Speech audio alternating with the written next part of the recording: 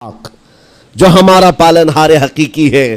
اور حد تو یہ ہے میرے عزیزو، یہ دنیا کی واحد قوم ہے، یہ واحد مذہب ایسا ہے، یہودی ہوں، عیسائی ہوں، ہندو ہوں، کوئی بھی ریلیجن آپ لے کر کے آئیں، جس کو وہ بہت زیادہ مانتے ہیں یا جس کو گاڈ کہتے ہیں یا جس کو بھگوان کہتے ہیں، ان کی صورت بھی ہوگی، مورت بھی ہوگی، اور سامنے دیکھتے ہیں اور جھکتے ہیں، عبادت کرتے ہیں. لیکن تنہا مسلمان ایسے ہیں، کروڑوں مسجدیں ہوں گی، کہیں خدا کی کوئی تصویر دیکھا ہے؟ کہیں مسجدوں میں خدا کا کوئی مورت یا صورت بنائی ہوئی دیکھا ہے؟ نہیں ہے. یہ واحد قوم ہے جو بن دیکھے مولا کی بارگاہ میں سجدے میں جھک جاتی ہے. صرف بات اتنی ہے کہ ان کو یہ کہنا پڑے گا، اگر میں کہوں میرے نام پر آ جاؤ جھک جاؤ، نہیں، کوئی نہیں جھکائے گا. ہاں، یہ کہنا پڑے گا امام کو بھی، اللہ اکبر، اللہ سب سے بڑا ہے. پھر کوئی پیچھے کھڑا ہوا یہ نہیں پوچھتا کہ کس نے کہا، کون پکار رہا ہے، پیشانی لے جا کر زمین پر لگا دیتے. کیوں؟ ہماری پیشانی خالص اللہ کے لیے ہے. میرے عزیزو، یہ وہ پرائیورٹیز ہیں اور یہ اسپیشلٹی ہے آپ کے اس کمیونٹی کی، جس کو مجھے آپ کے سامنے رکھنا ہے. اتنی سارے اچھے گلشن کو چھوڑ کر اگر کوئی بربادی کی طرف جائے تو پھر سوائے بدنصیبی کے کیا ہے اس کے پاس؟ جس کو اللہ تبارک و تعالی وعدے کیا ہو کہ تم اپنی جان اور اپنے مال کے بدلے مجھ سے جنت خرید لو، جہاں پر سارے اخلاق و کردار اور دنیا کی سب سے اعلیٰ اخلاق تمہیں سکھانے کے دعوے کیے گئے ہوں، وہ چھوڑ کر کے اگر دنیا کہیں اور جائے تو پھر تمہاری یہ ہرما نصیبی ہے. ایک بات میں آپ کو بتاؤں، سکسیس کس کو کہتے ہیں؟ کامیابی. اور ہر کوئی یہ کہتا ہے کہ مجھے سکسیس کی طرف سفر کرنا ہے. 10ویں پاس نوجوان کو بھی پوچھیں کہ کوئی بھی کورس کر رہا ہے، آگے جا رہا ہے، کیوں جا رہا ہے؟ کچھ سکسیسفل لائف گزارنا ہے، کامیاب زندگی گزارنا ہے، اس کے لیے دروازے کھٹکھٹا رہا ہے. تمہیں پتہ ہے ان مسجدوں کے میناروں سے جو آواز گونجتی ہے اذان کی، اس میں ایک لفظ آتا ہے، سارے لفظ تو آپ کو یاد ہوں گے، اللہ اکبر بھی کہا جاتا ہے، اشہد ان لا الہ الا اللہ بھی، اشہد ان محمد رسول اللہ بھی ہے. اس کے بعد ایک لفظ پکارتا ہے مؤذن، حی علی الصلاۃ.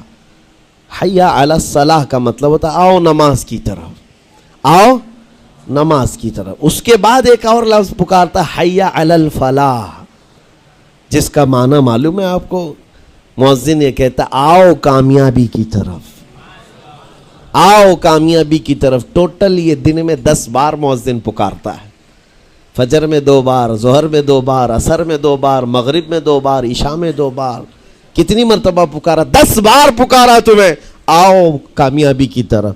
لیکن ایک بات یاد رکھو، یہ پکارنے والے مؤذن کی حالت مت دیکھو کہ یہ پکار رہا ہے، بلکہ یہ رحمان کی صدا ہے، یہ اللہ کی صدا ہے جو تمہیں بلا رہا ہے. یہ تو اپنی آواز اور اپنے الفاظ سے ترجمانی کر رہا ہے اور تمہیں اللہ کی صدا تمہارے تک منتقل کر رہا ہے. لیکن حقیقت میں بلانے والا کون ہے؟ اللہ ہے. مسجدوں میں بلانے والا کون ہے؟ اللہ ہے. اللہ کی صدا پر آپ آ رہے ہو. اب سوچو، جو رحمان تمہیں 10 مرتبہ دن میں یہ بات پہنچا رہا، آؤ کامیابی کی طرف، آؤ کامیابی کی طرف، تم اس چیز کو چھوڑ کر کے کامیابی ان لوگوں کے سامنے ڈھونڈنے نکلے جن کو پیشاب کرنے کا سلیقہ نہیں معلوم، جن کو کھانے پینے کے طور طریقے نہیں معلوم. ان لوگوں کے پاس ہمارے بچے اگر کامیابی ڈھونڈیں گے تو بات یہی ہے، ٹوپی کو سر پر پہنو تو اچھا لگے گا، لیکن دوسری جگہ پہننے لگے تو بیوقوف کہیں گے، ظلم کر رہے ہو ٹوپی کے ساتھ. اسی طرح میں کہتا ہوں مسلمان کو، اللہ کی بارگاہ میں آ جانا سب سے بڑی کامیابی ہے. اور اگر دوسروں کے ہاں در در بھٹکتا ہے تو گویا کہ اس نے اپنی حیثیت کو ہی گرا دیا ہے. اسی لیے اقبال نے کیا کہا تھا، بہت اچھی بات، کہ وہ ایک سجدہ جسے تو گراں سمجھتا ہے. گراں کا مطلب کیا؟ بھاری. ایک سجدہ کرنے میں تو بھاری پن محسوس کرتا ہے. وہ ایک سجدہ جسے تو گراں سمجھتا ہے، ارے 1000 سجدوں سے دیتا ہے آدمی کو نجات. در در جھکنے سے تو تمہیں بچا لیتا ہے. اس کے سامنے بھی جھکا، نیتا کے سامنے بھی جھکا، سیٹ کے سامنے بھی جھکا، پولیس کے سامنے بھی جھکا، جج کے سامنے بھی جھکا، سب کے سامنے جھک رہا ہے. ایک سجدہ یہاں کر لے، مولا ہر سجدے سے تجھے آزاد کرتے. یہاں جھکنے والا پھر کہیں اور نہیں جھکتا. ہاں اسی لیے شاعر نے کہا ہے مرد حق باطل کے آگے مات کھا سکتا نہیں، سر کٹا سکتا ہے لیکن سر جھکا سکتا نہیں. یہ ہماری تاریخ ہے جو آپ کے سامنے ہے. آپ کو پراؤڈ فیل ہونا چاہیے کہ رب تعالیٰ نے مجھے کون سی بڑی نعمت عطا کی، اتنی عظیم نعمت ہے. ایک واقعے کے ساتھ میں اپنی گفتگو کو آپ کے اندر ڈالنے کی کوشش کرتا ہوں. حضور پاک صلی اللہ تعالیٰ علیہ وسلم کے دین کی حلاوت اور چاشنی کس کو ملے گی پتہ ہے؟ 3 چیزیں. جو ایمان کی لذت جس کو ملتی ہے وہ پھر دوسری جگہ نہیں منہ مارتا، ادھر ادھر نہیں دیکھتا کہ کہاں کامیابی ہے، کہاں سکسیسفل ہے، بلکہ جس کو ایمان کی لذت ملی ہے وہ یہ سوچتا ہے کامیابی میرے نبی کے قدموں میں ہے، مجھے جو ملنا ہے وہ یہیں سے ملنا ہے. بریلی کے امام کہتے تھے یا رسول اللہ خلق کے حاکم ہو تم، رزق کے قاسم ہو تم، جو ملا تم سے ملا تم پہ کروڑوں درود. اور تم ہو حفیظ و مغیث یا رسول اللہ، تم ہو حفیظ و مغیث، کیا ہے وہ دشمن خبیث، تم ہو تو پھر خوف کیا، تم پہ کروڑوں درود. یہ ایمان کی لذت جسے مل جاتی ہے وہ کامیابی حضور کے قدموں میں ہی دیکھتا ہے، پھر اسے ادھر ادھر کی چیزیں نہیں پریشان کرتی. یمن کا ایک قبیلہ تھا بنو کلب. اس قبیلے کے ایک شخص تھے حارثہ نام، ان کی بیوی سعدہ. ایک چھوٹا سا واقعہ بتا رہا ہوں. حارثہ اور سعدہ چھوٹا سا خاندان تھا، 3 بچے تھے. حارثہ کے بیٹوں میں ایک بیٹے کا نام ہے زید. نام یاد رکھے ہیں، بہت امپورٹنٹ نام میں ذکر کر رہا ہوں. ایک ہی نام ایسا ہے جو قرآن میں آیا ہوا ہے، وہ زید. یہ حارثہ کے بیٹے زید ہے، بیوی سعدہ ہے. یہ حارثہ اور سعدہ 3 بچوں کے ماں باپ تھے، ہنسی خوشی زندگی گزار رہے تھے. سعدہ ایک دن اپنے بچوں کو لے کر اپنے میکے جا رہی تھی. راستے میں ڈاکوؤں کا حملہ ہو گیا، مال سب چھین لیا قافلے کا. اور اتفاق ایسا کہ یہ 8 سال کے جو زید تھے ان کو بھی ڈاکوؤں نے چھین لیا. ایک ماں سے اس کا 8 سالہ بڑا بیٹا چھین لیا جائے تو ماں کی کیفیت کیا ہوتی. اس قدر درد میں تھی ماں. جان تو بچ گئی، 2 بچے بھی بچ گئے، لیکن بڑا بیٹا میرے ہاتھ سے چلا گیا. مارے مارے صحراؤں میں گھومتی تھی، پکارتی تھی میرا زید میرا زید میرا زید میرا زید. ڈاکوؤں نے زید کو کیا کیا، عکاظ کا ایک میلہ لگتا تھا. اس وقت یہ غلامی کا دور تھا، لوگ انسانوں کو پکڑتے اور بیچ دیتے تھے. وہاں لا کر کے انہوں نے زید کو بیچ دیا، غلام کی حیثیت سے بیچ دیا. آگے میں بتاتا ہوں. یہاں سعدہ کا حال بے حال تھا. واپس گھر آئی تو باپ اپنے شوہر سے کہا، اور شوہر کا حال تو ایسا تھا کہ وہ زید کو اپنے آنکھوں کا نور، اپنے آنکھوں کا سرور سمجھتا. اور اس قدر پیار و محبت والا باپ مارے مارے گھومتا رہا گلیوں میں. اور ان کا لکھا ہوا ایک اشعار کا منظوم ترانہ ہے جو اپنے بیٹے کی جدائی میں لکھا. اپنے تو اپنے دشمن بھی وہ ترانہ سنتے تو رو پڑتے تھے. ایک باپ کا درد اپنے بیٹے کی جدائی میں، بہت روتے تھے بہت. ماں بھی دن رات روتی، باپ بھی پہاڑوں پر چڑھ جاتے اور وہاں سے صدا لگاتے، اے آسمان اگر تو نے زید کو دیکھا ہے تو میرے حوالے کر دے. زمین کے چپے کہیں اگر زید میرا زندہ ہے تو مجھے وہاں تک لے چل. یہ اشعار میں گنگناتے تھے، روتے تھے.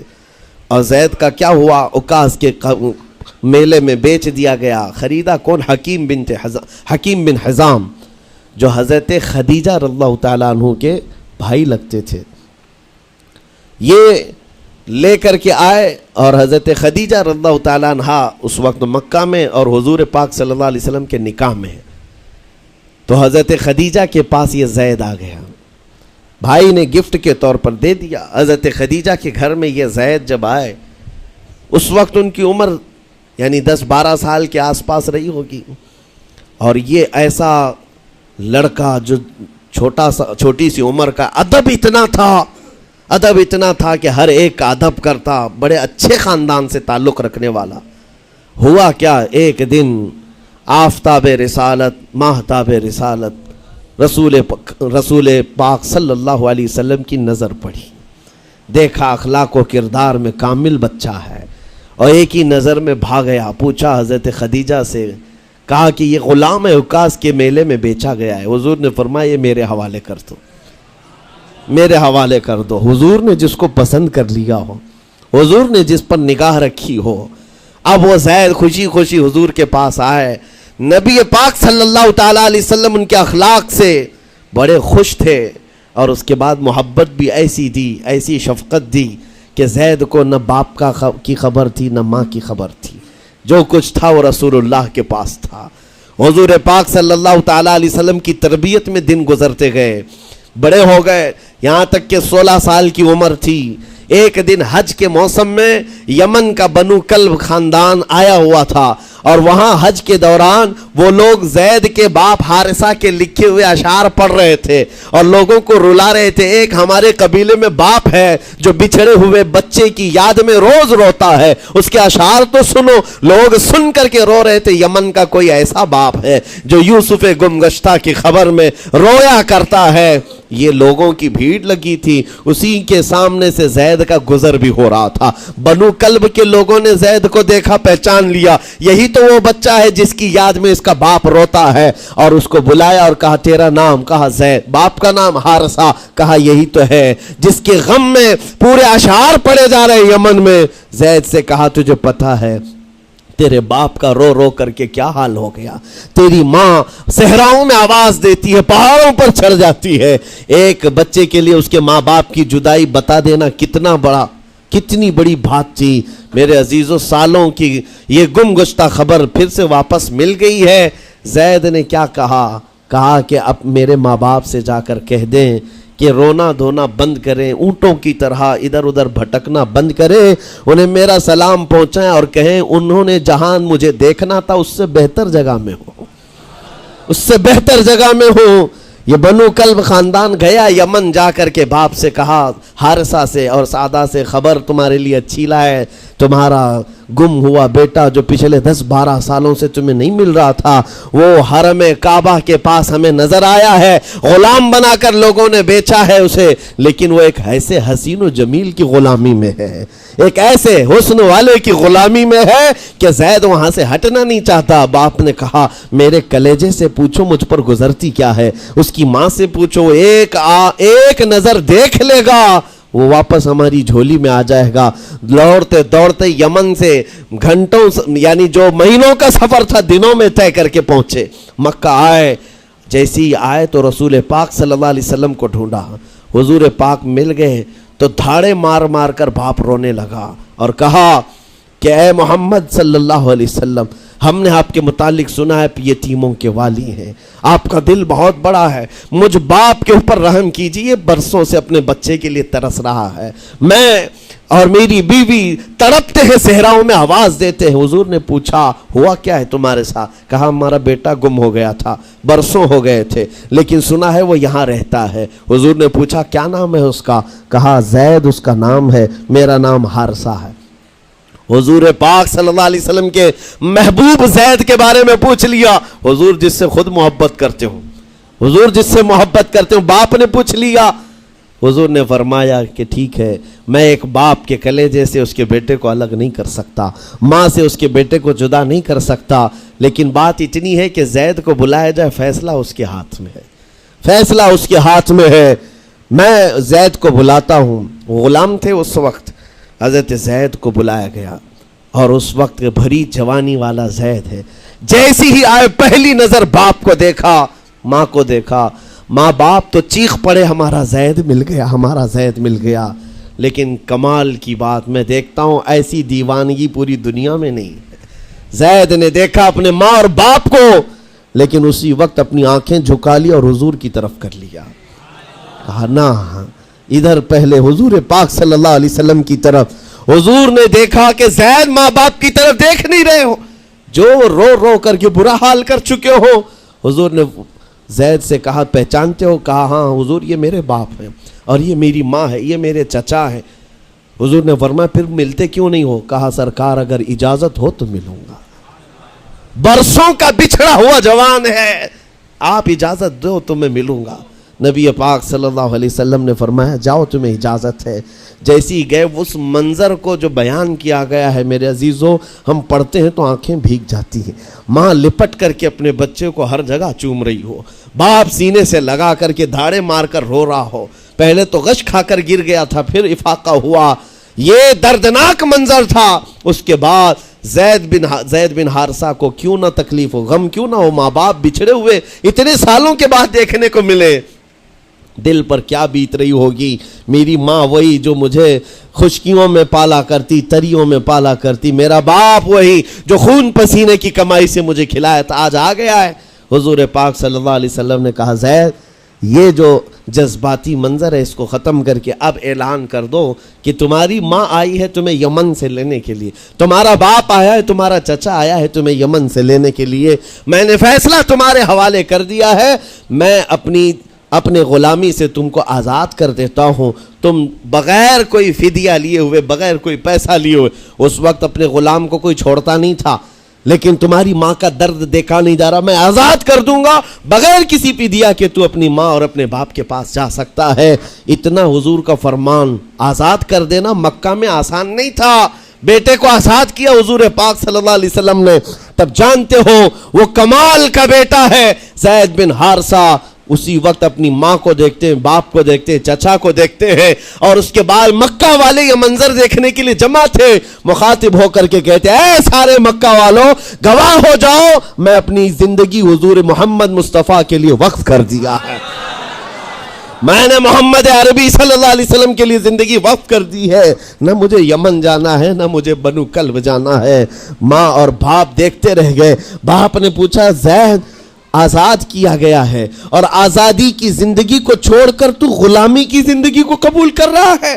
زید بن حارثہ نے اس وقت تاریخی جملہ کہا تھا, کہا بابا آپ نے جتنی شفقت کی ہوگی, یا 1000 ماں باپ مل کر اپنے بیٹوں پر جتنی شفقت نہیں کیے ہوں گے, اس سے زیادہ شفقت محمد الرسول اللہ نے کیا ہے.